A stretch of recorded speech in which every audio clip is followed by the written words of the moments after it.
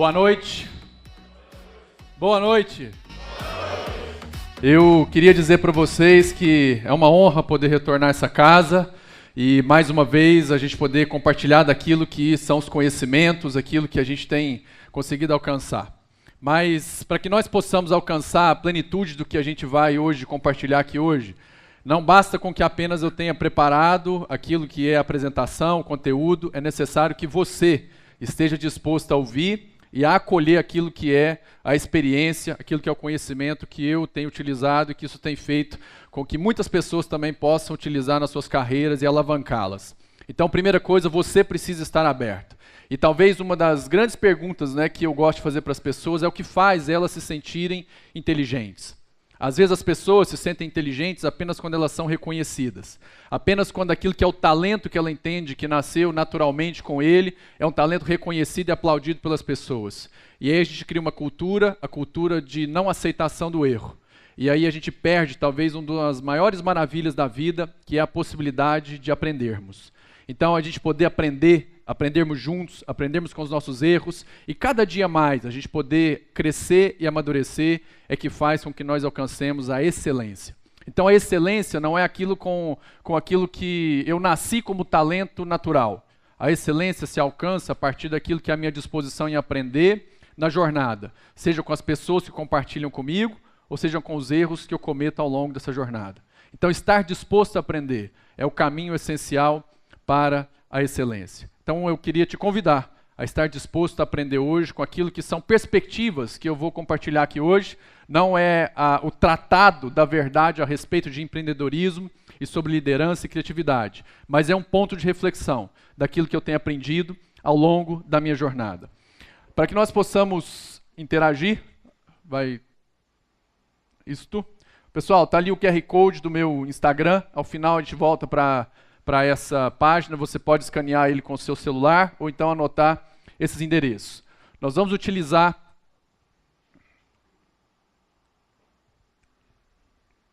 vamos lá.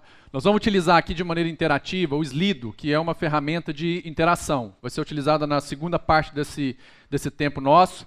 E eu quero te convidar a acessar a partir do seu celular. Basta você abrir o browser e digitar lá em cima slido.com, você vai cair naquela primeira tela. Naquela tela você vai digitar esse código, B253. Eu vou anotar esse código aqui, porque aí fica fácil de você seguir. B253. Bom, o pessoal que está de cá talvez não vai conseguir visualizar. B253. E aí você depois pode já fazer as perguntas a partir dessa plataforma, ela é anônima, você pode ler as perguntas que já foram feitas e ir votando, caso você gostaria que a gente respondesse a respeito dessa pergunta, tá bom? Slido.com, você posta e vai votando. Aí. Essa aqui é a pergunta provocativa da noite. Você e sua empresa estão preparados para dobrar de tamanho até o fim desse ano e crescer 10 vezes nos próximos 3 anos? Nós temos um player mundial que há 30 anos resolveu mudar a realidade do seu país. Isso veio a partir de um homem que enxergou a realidade e que essa realidade ela foi descrita na história desse país, que é a China, como o século da sua humilhação. Após a guerra no ópio, a China entrou numa decadência extrema, de tal forma que ela foi apagada da relevância daquilo que era a economia mundial. Mas um homem que nem era o presidente, não era o imperador daquele país, ele amou o seu povo. E ele disse que ele transformaria a sua nação. Ele olhou para a realidade das pessoas que viviam lá. E ele amou a sua nação. E estabeleceu um propósito para a China, de que eles retomariam a liderança daquilo que seria a economia mundial. E desde então ele estabeleceu uma série de ações e ele passou a transformar a sua cultura, os seus valores, as suas práticas e a sua educação para que as pessoas pudessem se capacitar, serem educadas e serem elevadas a um patamar de alta performance e de alta execução. Então a China começou um processo de transformação há 30 anos atrás, de tal forma que ela chegou hoje a ser a economia que ameaça o poderio dos Estados Unidos. E as perspectivas são que em 2025 a China assuma a liderança mundial. E por que eu estou dizendo a respeito da China? Porque a China hoje representa uma capacidade de execução e uma velocidade que nós não temos parâmetro de comparação com ela. Para que vocês possam ter uma ideia, na China abriu uma rede de cafeterias concorrentes da Starbucks, em que em apenas 4 meses abriram-se mais de 500 lojas. Eu vou repetir porque às vezes você não entendeu. Em apenas 4 meses, abriram 500 pontos físicos de uma rede de cafeterias que agora concorre com a Starbucks. A engenharia tem dado saltos fantásticos na China, de tal forma que eles constroem um prédio de 40 andares em 19 dias. 19 dias. Como é possível a gente competir com esse grau de execução? A China, o Brasil hoje tem considerado aí mais ou menos em torno de 6 a 7 unicórnios, que são empresas que valem mais de $1 bilhão. Na China, nós já temos empresas que estão almejando o $1 trilhão. E nós temos lá mais ou menos em torno de 1,4 bilhões de pessoas, que estão dedicadas a partir de programas do governo, em ciência, tecnologia, engenharia e matemática. O governo há 30 anos começou um processo educacional com a sua população de tal forma que 750 milhões de pessoas foram tiradas da pobreza. E essas pessoas foram educadas, foram capacitadas, elas foram desafiadas a fazer com que a China voltasse a ser o protagonista mundial da economia. E somente a classe média chinesa tem mais do que a população inteira do Brasil. Mais de 200 milhões de pessoas representam a classe média chinesa. Então nós estamos falando de um player mundial que vem com inovação e com uma capacidade executiva que ela não tem parâmetro de comparação. E nós, como brasileiros, estamos muitas vezes inertes, brigando por questões que vão fazer com que a gente fique apenas tonto com a passagem desse grande player mundial. E nós precisamos reagir. Nós precisamos parar com essas questões paternalistas que nós temos hoje, seja no meio dos trabalhadores ou dos empresários, e nos unirmos diante de uma missão e de uma causa. Porque o que um país fez nos últimos 30 anos foi sair da extrema pobreza, da irrelevância no cenário mundial, para ocupar agora a primeira posição em 2025, vencendo a tão temida economia norte-americana. Então nós, brasileiros, precisamos ser desafiados por esse tipo de propósito. E o que fez com que essa nação mudasse? O que fez com que essa nação mudasse é o que vai fazer com que cada um de nós possa mudar suas realidades. Foi um homem que amou a sua nação. E porque ele amou a sua nação, ele olhou para a realidade dela e se indignou com aquela realidade. E porque ele se indignou com aquela realidade, ele foi inspirado por aquilo que seria então as dificuldades que o seu povo tinha. Ele foi inspirado e se apaixonou para transformar a realidade daquele país. E como eu já disse, como consequência, 750 milhões de pessoas deixaram a linha da pobreza. Nós já falamos da Revolução Industrial e a gente vive isso na história e nós estamos no momento da Revolução Digital. E nós não temos espaço para que nós estejamos aí na inércia. Nós temos players mundiais que estão assim, olhando para a economia e querem dominá-la. E nós, como brasileiros, precisamos reagir. Então, se você não sabe responder aquela pergunta, eu queria te convidar seriamente a começar a replanejar aquilo que são os alvos da sua empresa. Porque pode ser que daqui a uns dias chegue um chinês aqui e desloque você do mercado onde você atue e você nem veja o que aconteceu. Como é possível para as empresas de engenharia no Brasil competir com uma construtora chinesa que faz um prédio de 40 andares em 19 dias? Você não faz nem uma casa de 3 quartos em 3 meses. Com o modelo atual que nós temos de pensamento. Então nós precisamos ser transformados.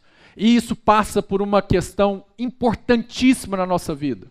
Porque às vezes a gente não trabalha aquilo que são as duas fortalezas que o ser humano tanto tem, que é o seu lado racional mas também o seu lado límbico, aquilo que são as suas emoções e aquilo que são os seus raciocínios. E é a partir da fusão desses dois lados que nós conseguimos alcançar a plenitude do nosso potencial.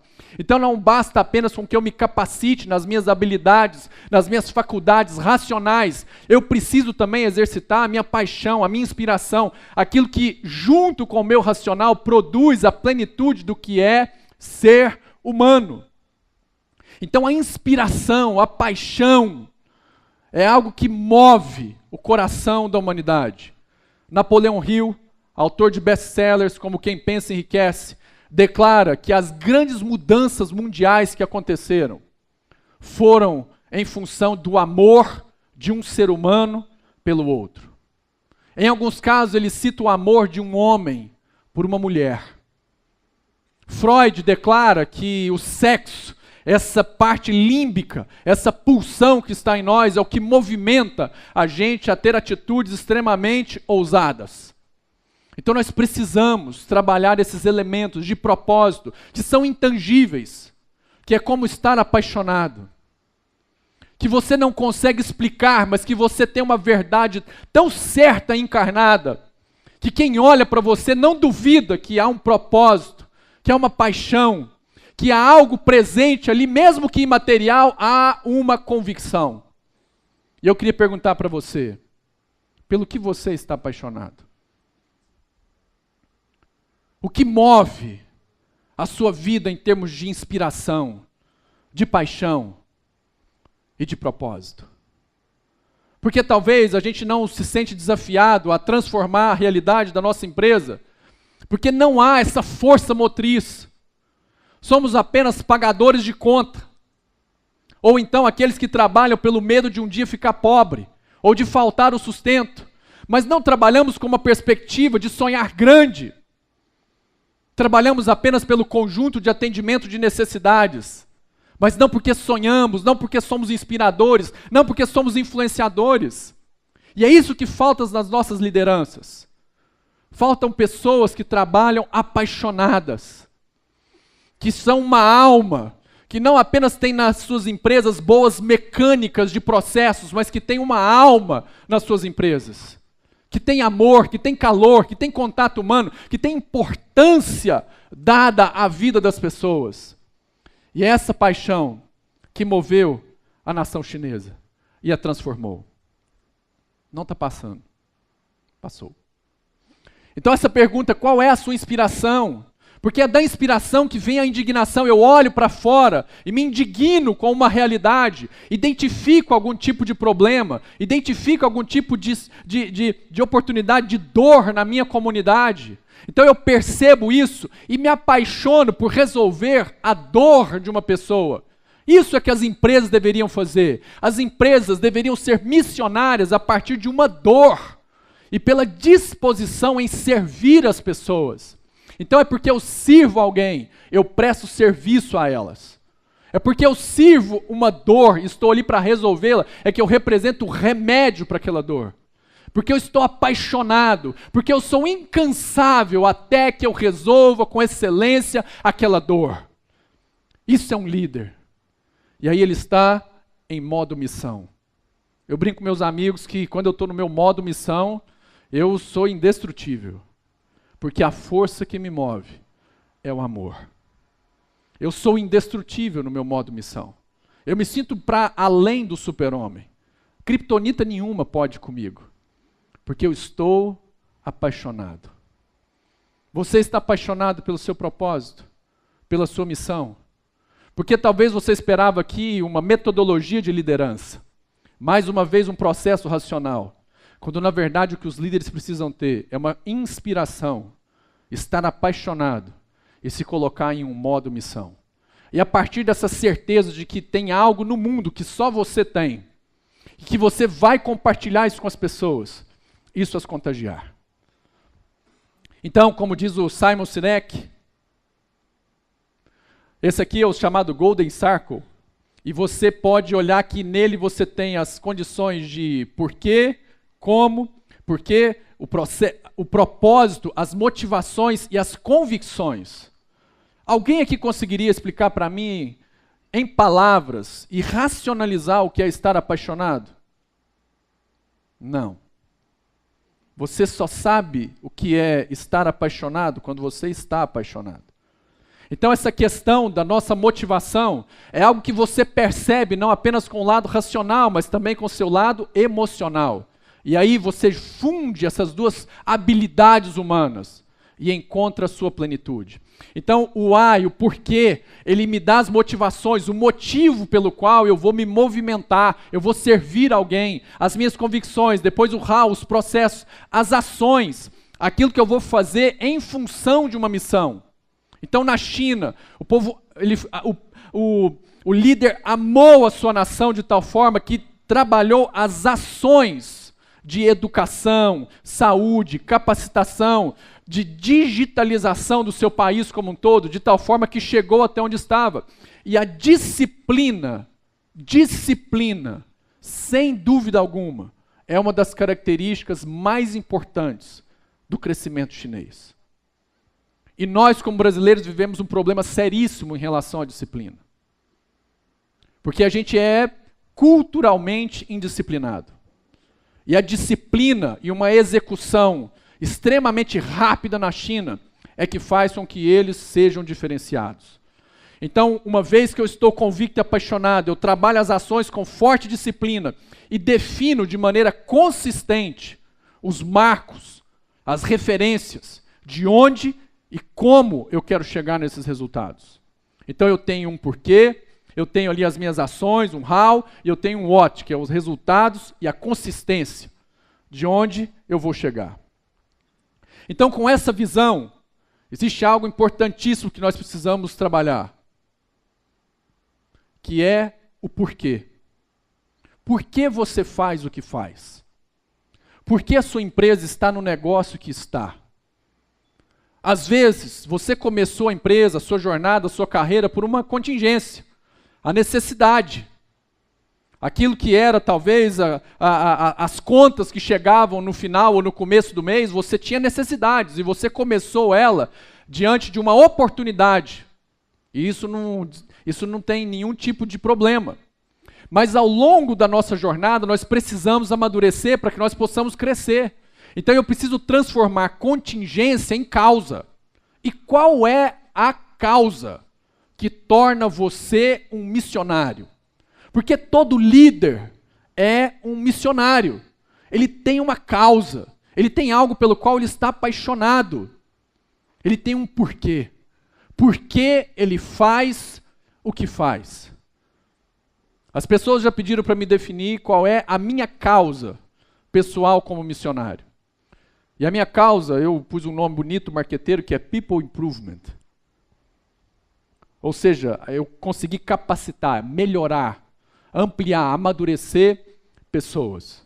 Tem gente que é People Happiness. Você já viu?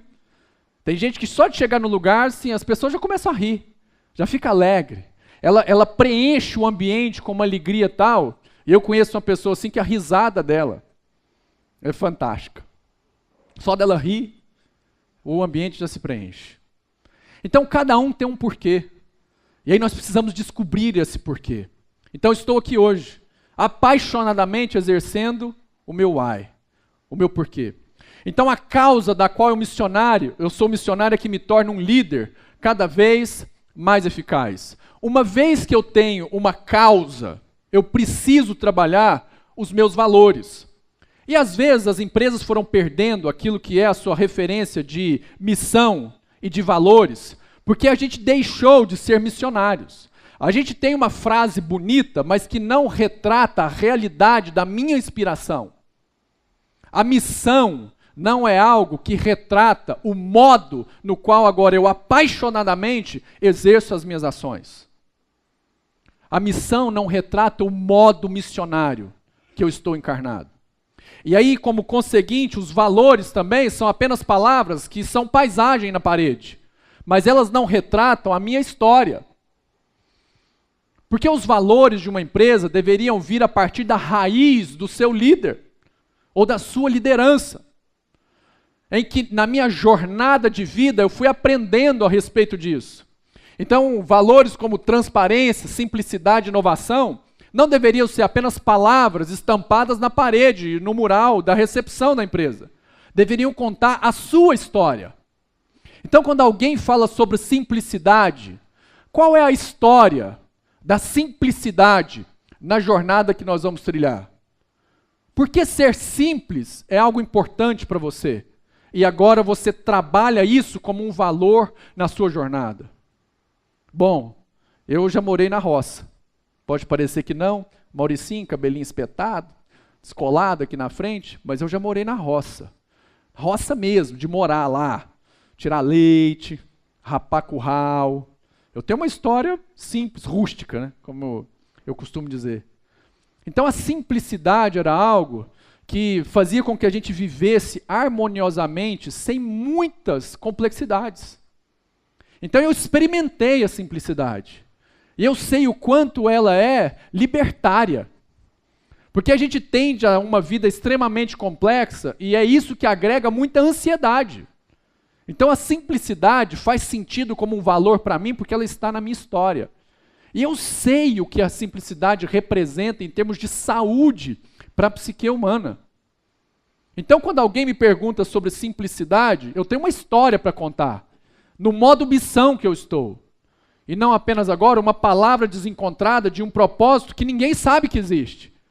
Apenas para preencher um mural e uma paisagem que está lá na empresa.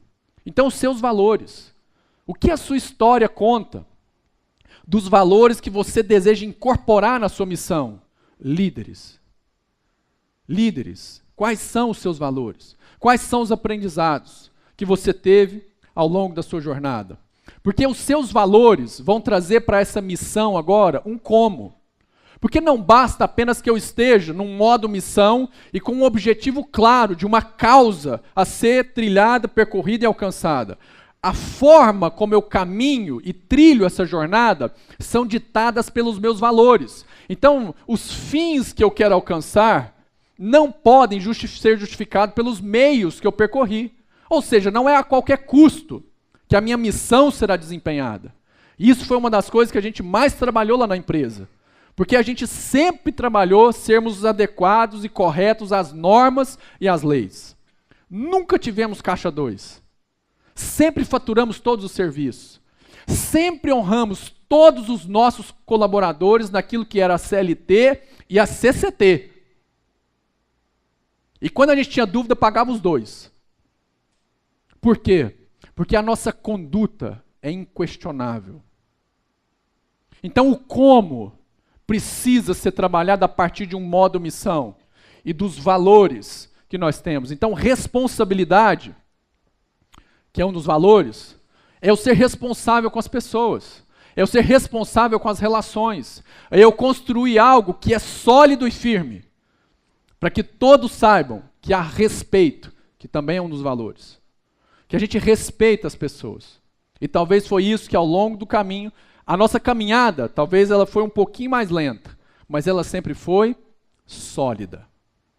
Sólida, porque nós sabíamos como nós deveríamos proceder com as pessoas. E esse como é justamente o que me orienta agora a um o quê.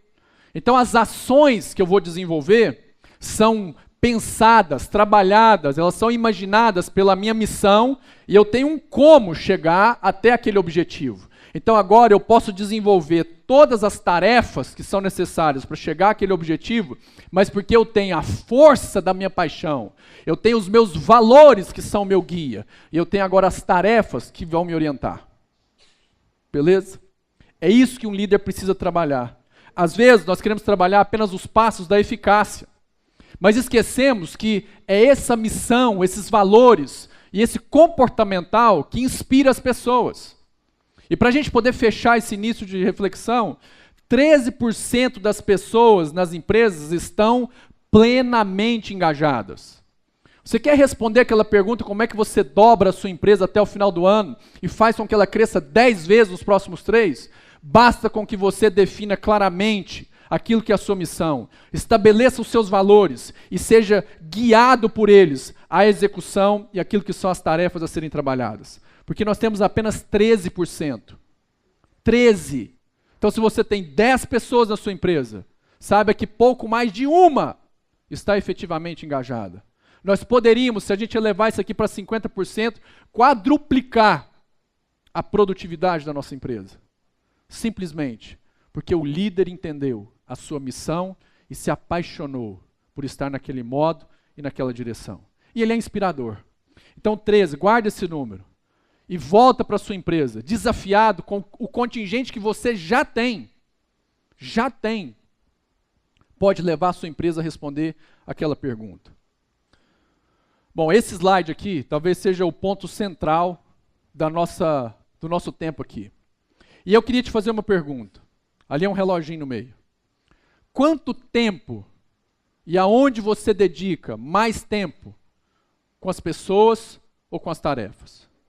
Na sua empresa, quando você chega lá, ou no exercício da sua profissão, com o que você gasta mais tempo? Com pessoas ou com os o quês? Com os quens, dando luz através do como, ou com os quês? Porque um líder que está apaixonado e inspirado por aquilo que é a sua missão e o seu propósito, ele busca trabalhar o propósito, os valores, a relação, para que ele possa dar às pessoas segurança. Por que a gente queria ser sempre certinho? Por que a gente queria seguir as normas trabalhistas, CCT, e trabalhar tudo de maneira correta? Para que as pessoas tivessem segurança conosco. Segurança. Porque muitas pessoas deixam seus trabalhos, deixam suas empresas, porque elas não têm confiança estabelecida na relação com seus líderes. Sabia disso? Grande parte dos turnovers são em função de falta de confiança. Então o líder fica tão preocupado com o resultado dos o quês que ele esquece de investir tempo nos quens, pessoas. Um líder, ao final do seu dia, quando ele apura as horas líquidas de investimento, ele deveria chegar a um percentual de para cima da metade de tempo investido nas pessoas do que de tempo investido nas tarefas. Eu vou repetir. Se você é um líder que deseja estabelecer uma execução de alta performance na sua empresa, você, ao final do seu dia, deve olhar para aquilo que foi o seu trabalho e, na apuração disso, entender que você gastou mais tempo com quens do que com o quês. Mais tempo trabalhando paixão, missão, propósito nas pessoas, orientando e inspirando elas nos valores, orientando elas naquilo que é a execução e aquilo que porventura haja de oportunidade de melhoria, engajando essas pessoas, dando para ela clareza de um cumprimento de propósito, do porquê ela está ali, porquê ela é importante, para que ela seja também inspirada, para que o emocional dela se conecte, e não apenas o racional naquilo que é a necessidade do salário no final do mês, mas para que ela esteja inteira e plena, dedicada à execução das suas atividades.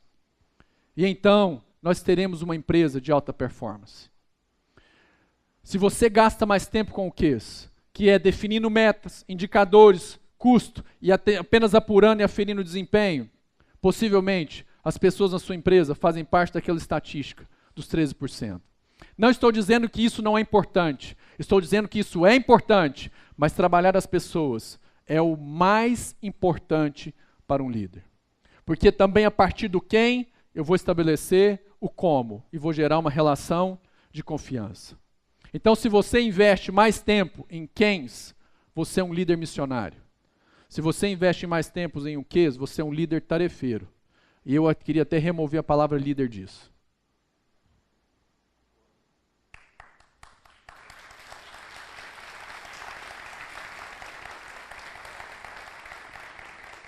Ultimamente eu ando muito angustiado, porque eu olho para a China, estou percebendo que há um risco de nós brasileiros sermos atropelados.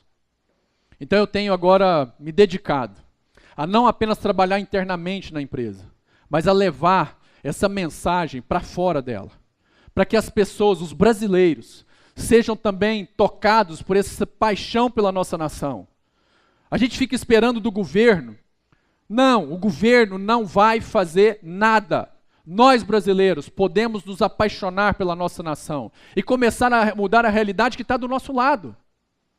E para que nós pudéssemos impactar a nossa cidade, a gente começou como grupo a trabalhar socialmente com algumas escolas aqui na cidade. E hoje a gente impacta mais de 1.400 crianças, que eu pessoalmente vou lá.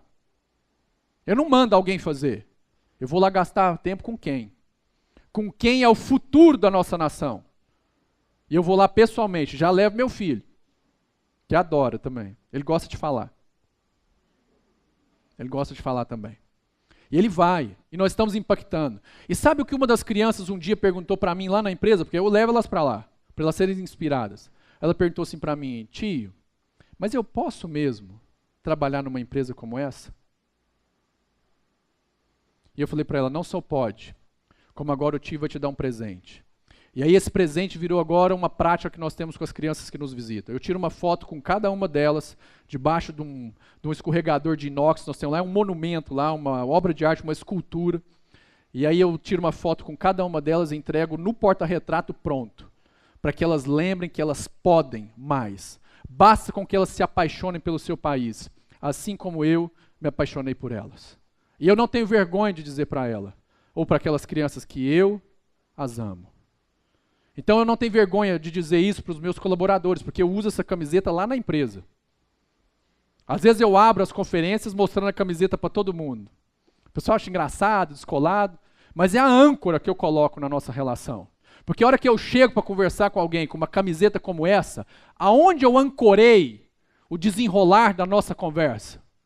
Que eu a amo. Então eu começo com respeito, eu começo ouvindo, eu começo praticando aquilo que é o diálogo. Eu escuto, eu penso e eu ancoro a nossa conversa no amor. Todos nós deveríamos usar uma camiseta como essa. As conversas na empresa, em casa, na igreja, em qualquer lugar que a gente fosse, seriam diferentes se a gente fosse inspirado 100% pelo amor.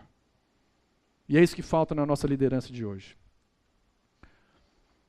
A gente vive uma crise de liderança. E eu não poderia deixar de falar sobre isso daqui. Mas a grande crise da liderança que existe, isso aqui você pode googlar aí, você procura no Google, e você vai encontrar essa palavra sobre crise de liderança. Mas a verdadeira crise de liderança é porque há uma falta de referência. De líderes que primeiro são coerentes. É aquele que fala e encarna, antes de falar, aquilo que é o seu discurso. Em que as pessoas veem em você coerência plena, não apenas um bom interlocutor, não apenas alguém que é um bom palestrante, mas alguém que realmente representa, com seu exemplo, com seu testemunho diário, a coerência. E depois, uma vez que nós trabalhamos a coerência, nós temos consistência. Eu tenho ritmo, eu tenho disciplina, eu tenho constância. Então não é só o líder de um dia, apaixonado por um dia. Não, é apaixonado todos os dias. Às vezes eu chego lá na empresa e bom dia, já com energia alta. Aí um dia um cara estava num conf comigo, falou assim, mas bom dia por quê? Eu falei assim, porque nós estamos vivos. Bom dia porque nós estamos respirando. Bom dia porque nós estamos falando. Bom dia por qualquer coisa. Bom dia só pelo bom dia. Bom dia porque eu estou apaixonado. Bom, eu tenho uma condição ainda melhor porque eu acordo do lado de uma mulher fantástica quando eu não estou viajando, que está aqui. Então é fácil se inspirar. É fácil estar apaixonado com uma mulher tão fantástica quanto a que eu tenho. Mas a paixão é o que leva e move um homem. E para mim, essa é a minha reflexão íntima. Então estou compartilhando com vocês uma reflexão íntima, tá bom? Para mim, a grande crise de liderança que nós temos, na verdade, é uma crise da família. Porque é nesse ambiente aqui, ó, então estou aqui eu, a minha esposa, meu menino de 10 anos, a minha menina de 8 e meus 2 periquitos de 2. São gêmeos.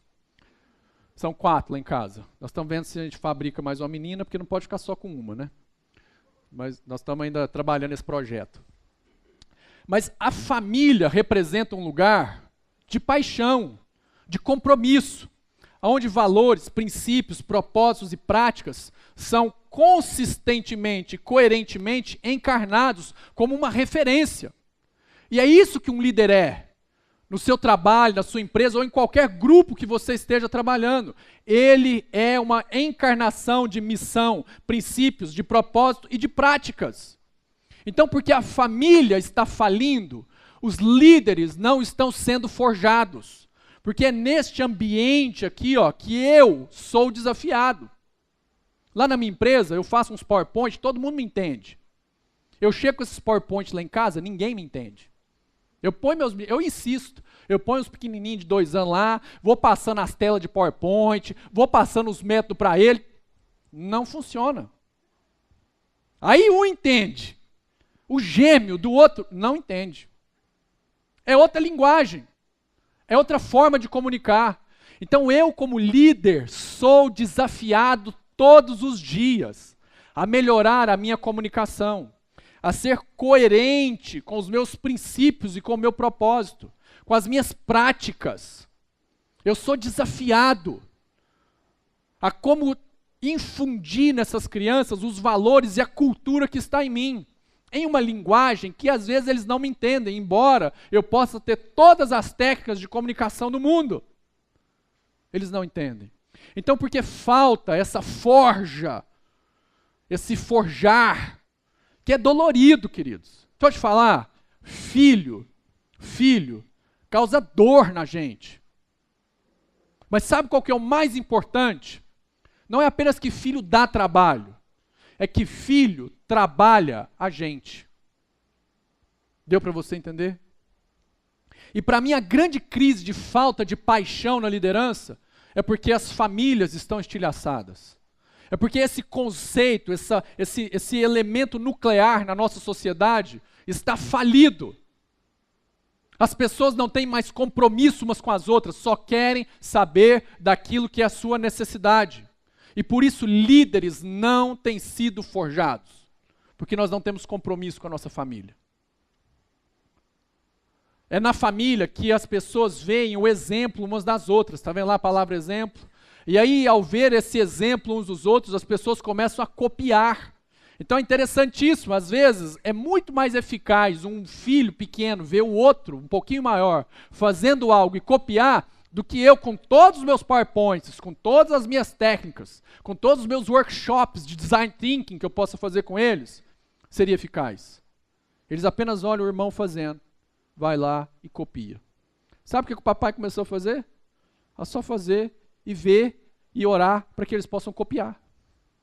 Então, o exemplo, a coerência, é a linguagem mais eficaz que nós temos nas nossas relações. E além disso, nós temos uma crise também que eu chamo de zero comunidade. As pessoas deixaram de entender missão e propósito porque nós deixamos de viver em comunidade. Antigamente, quando meu avô foi lá ter as terras dele, ele tinha lá 10, 12, 15 filhos. Meu bisavô, então, aquilo, sei lá, fabricava menino, acho que era 2 por ano. Não sei como é que essa conta não fechava. Mas sabe por que ele fabricava tanto menino? Porque ele tinha muito ajudante. Porque ao invés de pensar filho como despesa, ele pensava filho como propósito.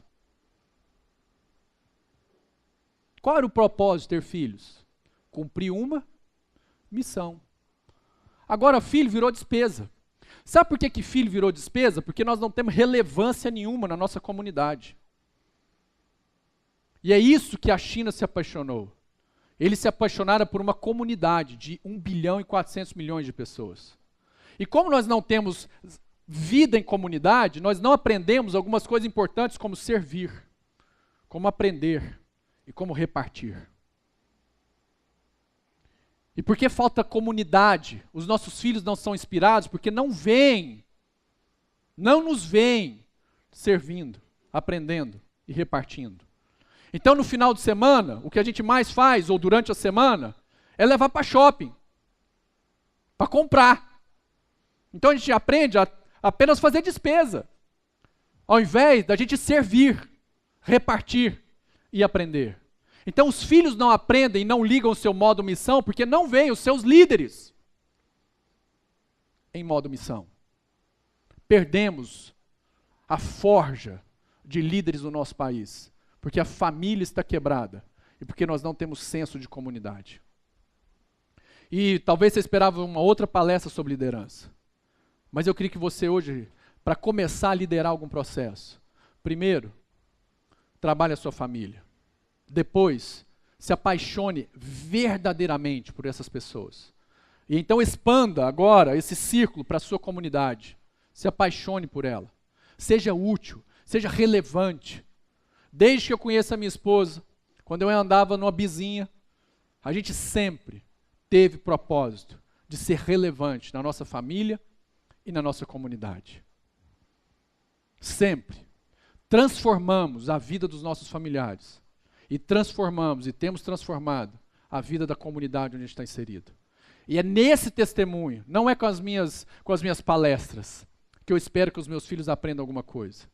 É com o que elas estão me vendo fazer.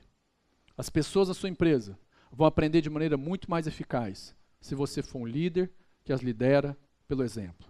Tem um livro fantástico que chama Walking the Talk. Leia esse livro, que é colocando em prática o que você fala. Walking the Talk. Apaixone-se por essas pessoas e você vai mudar a realidade de liderança na sua empresa. Esse ambiente, sabe qual que é o fator principal para que nós tenhamos inovação? Disposição em servir em um ambiente de confiança. Sabia disso?